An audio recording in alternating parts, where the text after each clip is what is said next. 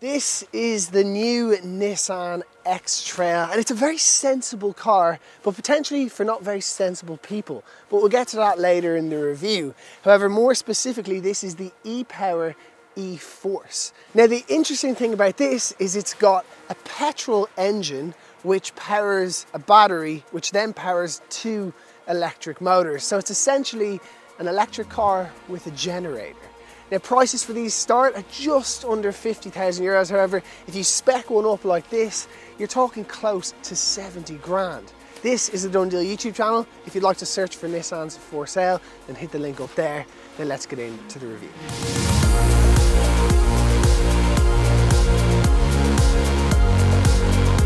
The first two things I want to touch on is specs, and then of course that powertrain. So to begin with the spec, it has three options in Ireland. There is SV, SV Premium and SVE.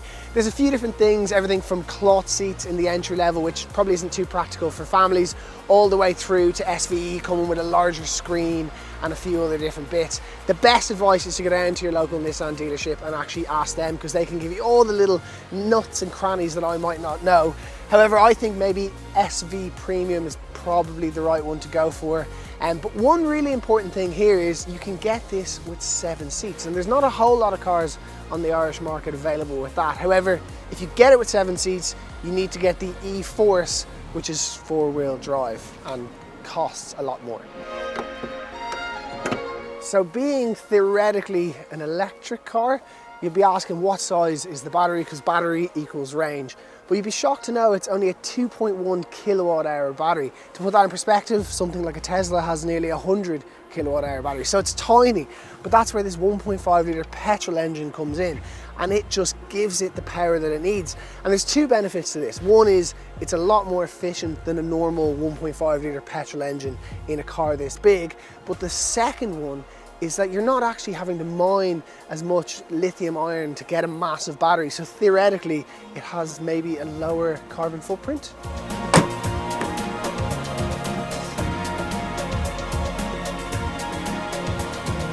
Feel free to correct me if that theory is wrong, because it's only my theory. But anyway, what is that powertrain like to drive? To be honest, really, really good. It's very light. Traditionally, plug-in hybrid cars, or I suppose any type of hybrid, can be quite heavy, but this only having a 1.5 litre petrol engine and just a tiny 2 kilowatt hour battery means it's very light, and it feels that way. It doesn't feel like a massive SUV. The driving position is lovely, the turning circle is great.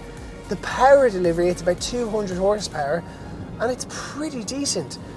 You can just hear the generator powering the electric motor every now and then, but quite a lot of the time you can just be in straight EV mode down here. Another thing I love is that you can put the gear selector in B mode and then actually click the E pedal, and there's a tremendous amount of regenerative braking. You almost come to a halt just by letting your foot off the accelerator. So as a whole, to drive here, it's brilliant. There's a great big screen in front of me, and it just really does tackle the Irish roads very well. This is a big bump now coming up here on a country road, and it just absorbed it like it was absolutely nothing.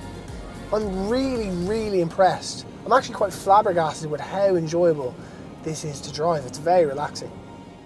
To open the boot, you just hit the button there, and this being a higher spec has an electric tailgate. Now, if you get the 5-seater, it's got a 560 litre boot, which is actually quite spacious. But if you get the 7-seater, it goes down nearly 100 litres to 465. But that said, it is pretty practical. This is handy, however, it does get stuck on the seat belts, as you can see, which could be kind of a little bit frustrating. There's a spare, well, it's not a spare tire, it's a puncture repair kit down there, no load lip. It's quite a practical boot, to be fair, nice open shape. And I actually would say if you're gonna buy one of these, go ahead and get the 7-seater. I know it costs more, but down the line, they'll be a lot more appealing if you go to sell it.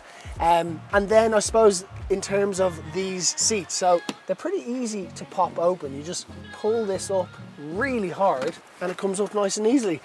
We will talk about sitting in them because it's not quite as spacious as something like the Kia Sorento. So we'll make our way, check out the back, and then we'll check out the back's back.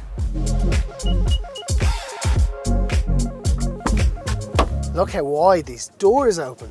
That is perfect for getting a child seat in. Isofix points both sides, however not one in the front, which I suppose would be a little bit frustrating if you want a 7-seater and you've got 3 young kids. But in terms of space in here, it's really nice and bright with this leather. Big space on the knees, good headroom, and then there's also this armrest here which you can fold down, 2 big cup holders and a phone holder as well. Now, it's the little things that Nissan do that I quite like, and it's as simple as having a USB and a USB-C phone charger. That kind of keeps up with the current and also the future, which is really handy. As we said, Isofix points, nice and easily accessible. Actually getting a child seat in them, I can imagine, will be very, very easy. Other little features, there's some blinds here if your kids want to go for a sleep on a long drive. But let's talk about that third row.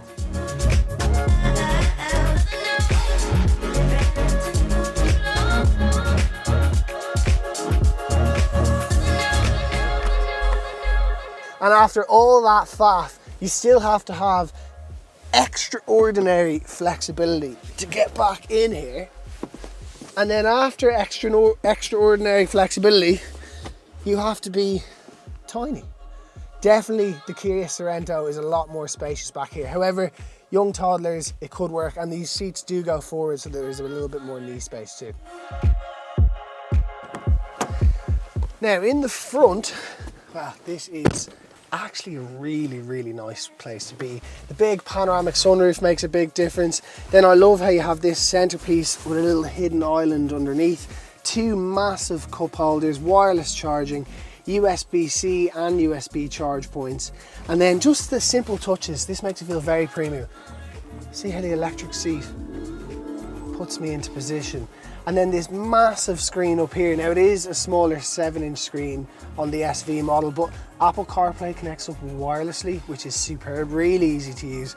And the reality is that's probably where you'll spend most of your time, but the infotainment system itself is actually okay. It's maybe not as smooth as something that you might see in a German car, but it's still pretty good, I can't fault it.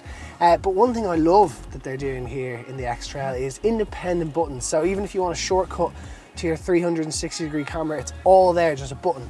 Want to change the temperature? No problem, we've got buttons, which is just a really, really nice touch. And then there's just loads of storage in here, nice and deep. A nice glove box, big cup holders down here. The steering wheel is really nice, the seating position's gorgeous, and just overall, it's actually a really nice place to sit, and you don't really feel like you're in a Nissan, you feel like you're in something a little bit more expensive, but I suppose this is quite pricey. Now, this little toggle down here is to do with driving mode. So the best thing we can do is go for another little drive and discuss these modes as well as some of the autonomous driving features that the new X-Trail has. Everything from snow mode, which I can imagine plays around with the ABS to make it have a little bit better traction, down to eco mode, which personally I'd probably drive it in. Sports mode doesn't make a massive difference. I did try and drive it a little bit more enthusiastically, but it wasn't a whole lot different. And then there's even hill descent, which you're probably not going to need, but I suppose if you do take this thing off-road, that will make a difference. So as you can imagine, like a lot of new modern and electrified cars, there is an overwhelming amount of driving aids. However, they're actually brilliant once you get to use them, once you get to know them. So I suppose the nice and easy stuff, there's blind spot monitoring there. So if there's someone in my spot where I can't see, the mirror light just lights up to let me know. Then of course it's got emergency braking. So if a pedestrian was to walk out in front of me or the car in front of me was to slam on the brakes, if I don't react, the X-Trail will. It's a brilliant feature. It also helps drive down insurance policies. Then on top of that, it's got your usual lane assist, adaptive cruise control. It has everything. It goes so far as to actually have Alexa in the infotainment system. Now, I don't have Alexa at home, but I can imagine if you were able to connect that up, you could probably do some simple things like take a look at what's in your fridge if you've got a smart fridge. Now, I do notice that it says it's not available in this country. I don't know if that's just this car doesn't have it, I'm not entirely sure. But just some really nice tech that feels not massive, which can be quite nice, particularly around town. If you're doing the school run, you don't feel like you're in a massive SUV like you do in something like the Sorento or anything even bigger again.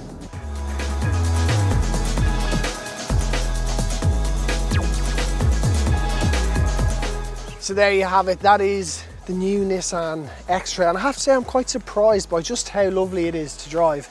There is some competitors. It's not as stacked as some other segments of the market, but you do have the likes of the Kia Sorento, which may be one to consider, and also the Skoda Kodiaq, the Seat Tarraco. There is actually some options for 7 seats if you want a nice SUV, and they are all becoming a little bit more premium. But for now, thank you so much for watching. We hope you've enjoyed the review. If you have, please make sure to subscribe, and we'll see you in the next one.